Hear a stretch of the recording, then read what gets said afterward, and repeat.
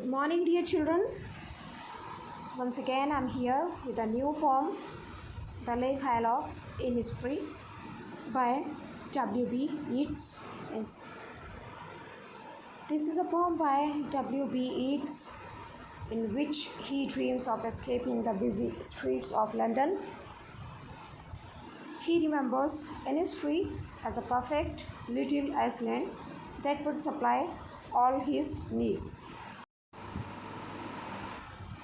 William Butler Yeats, 1865 to 1939, was an Irish poet who is today considered one of the foremost English language poets of the 20th century. The Lake Isle of Innisfree is one of his earliest major poems. He wrote it when he was living in London, perhaps expressing a degree of homesickness for Ireland. There is an actual island in Ireland called Innisfree.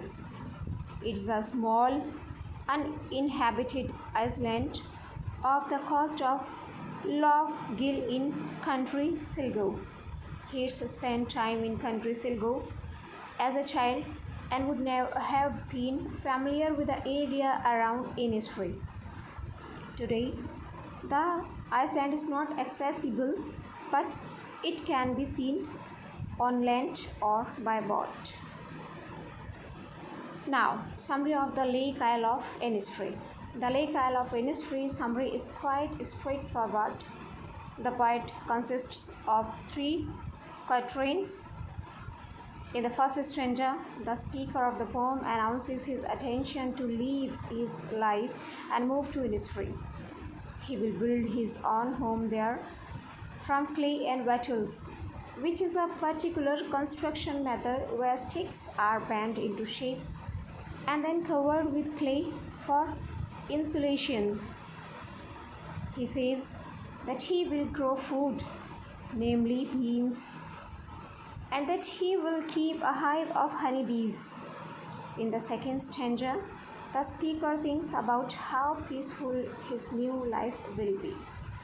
The world will feel slower than it does in the city, and he will be able to appreciate little things like the color of the sky and the birds, in this case linnets, that will live on the island with him. In the first stanza of the poem, the speaker again expresses his attention to go to Innisfree. He says that he can already hear the lake water lapping in his deep heart's core. Even when he is still in the city, his desire to go to the island is overwhelming. Yeats makes a decision at the beginning of this poem. He says, "I will arise and go now." He has decided to make the break from modern society and all of the hectic madness it can bring and go to a place he loves, Innisfree. Yeats then describes Innisfree.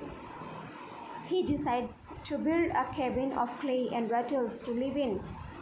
Wattles are strong sticks that interweave to form a structure. He imagines his garden with exactly 9 rows for growing beans. He will want to have a beehive for honey. He then will live by himself in the bee-loud glade. Here it wonderfully expresses that all he will hear is the loud drone of bees, not the drone of civilization. The next line is really the crux of what Yeats longs for the Innisfree peace.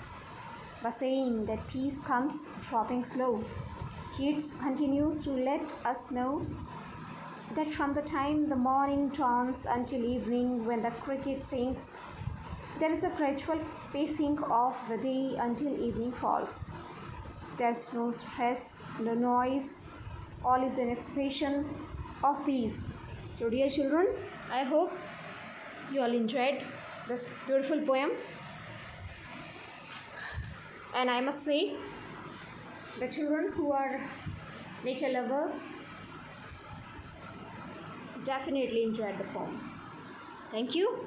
Have a nice day ahead. Keep on learning.